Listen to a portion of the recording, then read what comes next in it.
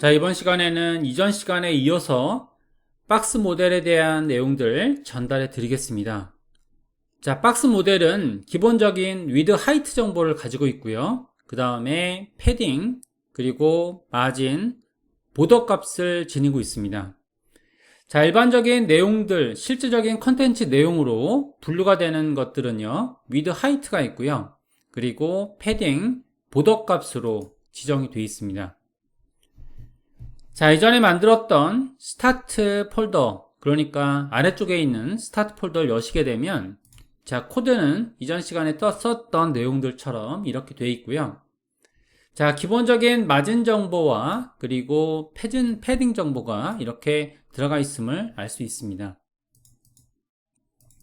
자, 브라우저에서 열어보게 되면 자, 지금처럼의 이런 개발자 모드 F12번을 눌러보시면요. 자, 지금처럼 만들어진 데이터들을 볼 수가 있고요.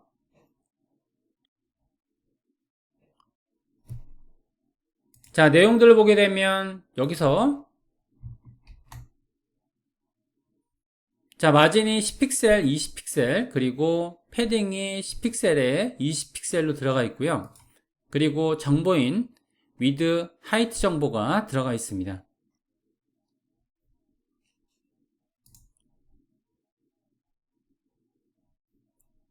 해당하는 요건을 지정해 보면 자, 지정된 내용들이 이렇게 적용이 되어 있고요. 자, 적용된 내용들을 보게 되면 첫 번째 쓰여졌던 그런 옵션들에 대해서는 자, 상단과 하단, 그리고 두 번째 옵션은 바로 좌측과 우측 간격을 나타내고 있는 거죠. 자, 이렇게 해서 이제 크기를 지정할 수가 있게 되는데 자, 여기에 약간 마진과 패딩 간에 다른 부분이 있다라고 하게 되면 그러면은 저희가 자, 오토라는 옵션을 쓸 수 있습니다. 자, 마진 같은 경우에는 오토라는 옵션을 쓸 수가 있고요.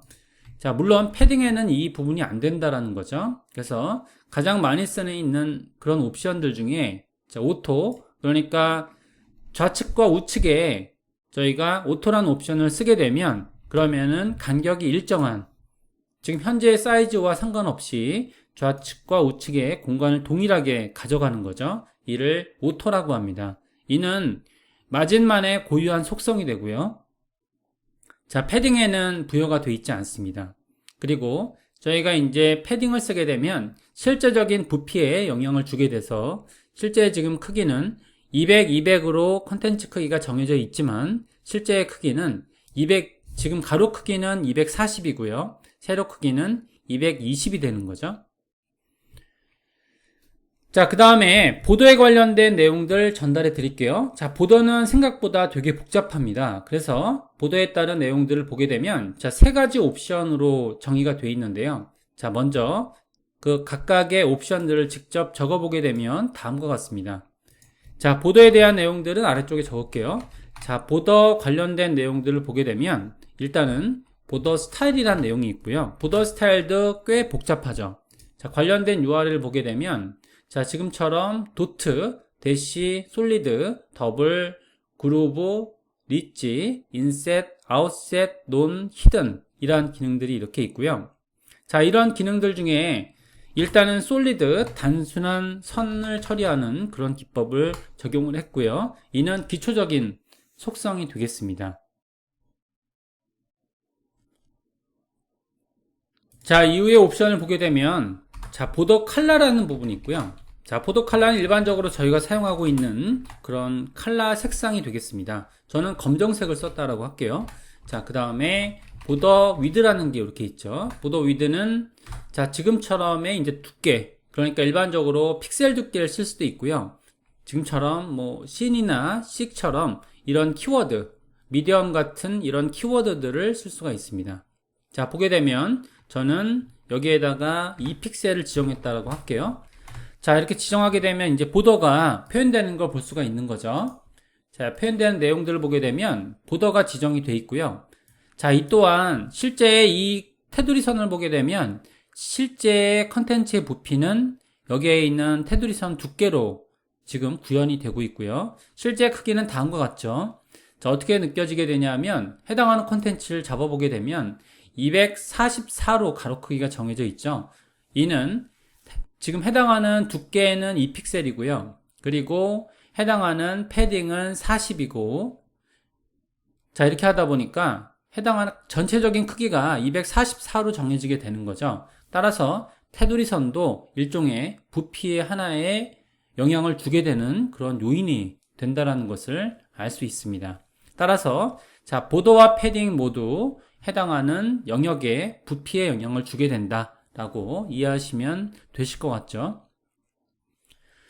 자, 하지만 이 또한 저희가 지금 개별적인 그런 속성들이 아니고요. 하나씩 부여할 수도 있습니다. 따라서 여기에 따른 이런 속성들을 부여하게 되면 자, 이런 방식으로도 부여할 수 있죠.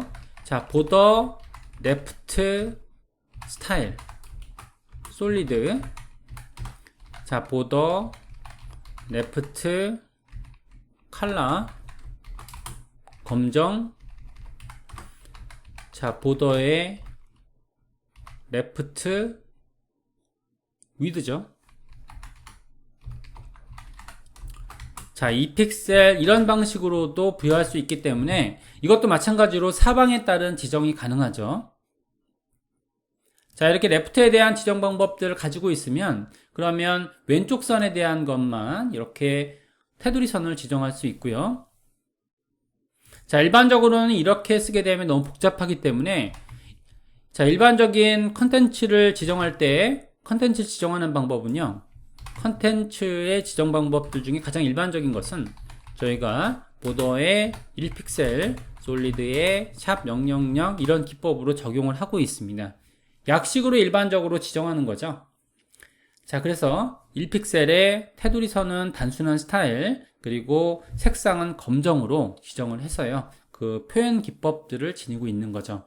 자, 지금처럼 각각의 속성들로 지정할 수도 있겠지만 일반적으로는 이렇게 약식으로 쓰고 있고요.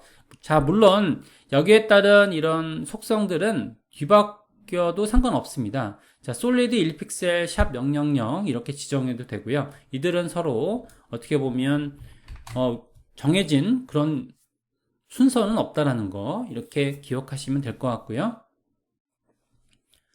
자, 여기에서 더 나아가게 되면 각각의 옵션들을 한번 부여해 보면요. 자, 지정된 이런 옵션들 보게 되면 이제 일반적으로 지정된 테두리 선으로 부여가 될 수 있고요. 자, 그 다음에 많이 쓰지는 않지만 각각의 옵션들을 한번 알아보게 되면 그러면은 도트 옵션을 한번 확인해 보겠습니다.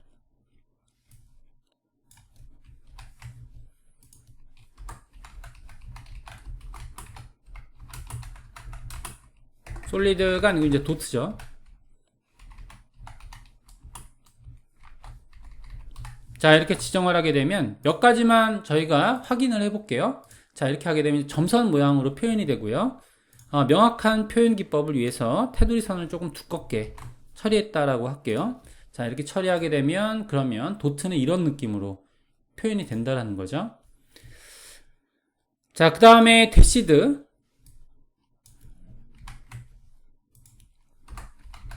보더 5픽셀에 대시드에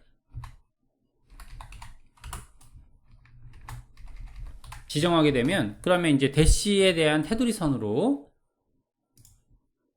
적용이 된다라는 거죠. 자, 이런 표현 기법으로 지정되게 됩니다. 자, 그래서 여기에 따른 옵션들은 뭐 꽤 복잡한 그런 것들이 들어가 있다는 걸 알 수가 있고요. 자, 지금처럼 테두리 선이 부여가 되게 되면 그러면은 그 테두리 선에 따른 그런 부피가 생기게 돼서 실제 부피는 여기서 보시는 것처럼 200의 크기가 있고요.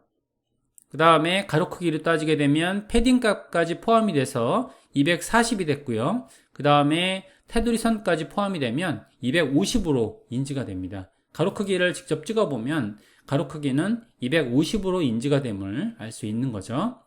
자, 이렇게 돼서 기본적인 저희가 기초 CSS에 관한 기본 내용들 중에 가장 중요한 박스 모델을 마무리하겠습니다. 자, 박스 모델은 기본적으로 자, 컨텐츠라는 이런 순수한 컨텐츠가 있고요. 이는 일반적으로 위드와 하이트를 가지고 있습니다. 그리고 패딩, 내부에 있는 간격, 그리고 보더는 테두리선, 마진은 외부에 있는 여백인데요. 여기서 중요한 옵션들 중에 하나인 해당하는 옵션들 기능들 중에 저희가 이제 오토를 쓸 수 있다라는 거, 좌우측으로 오토를 쓸 수 있어서 이는 저희가 중앙으로 정렬하는 그런 속성이라는 것을 기억해 보겠습니다. 여기까지 해서 기초적인 CSS는 마치는 걸로 할게요.